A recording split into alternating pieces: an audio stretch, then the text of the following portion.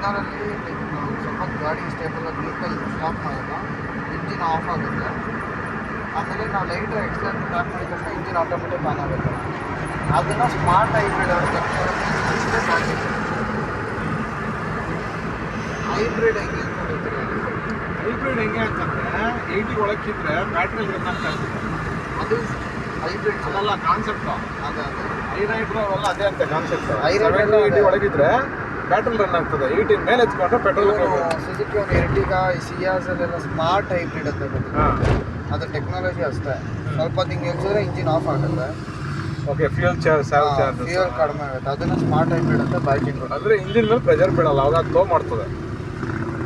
ನೋಡಿ smart hybrid ಅಂತ ಕಾಲೇಜಲ್ಲಿ ಎರ್ಟಿಗಾ ಮೇಲೆಲ್ಲ ಕೊಟ್ಟವನ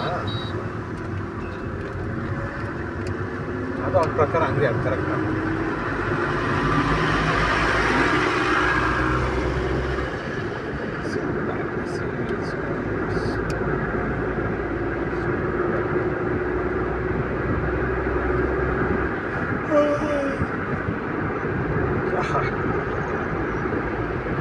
ಏನೋ ಮಾಡ್ತಿದ್ಯಾ ನೀನು?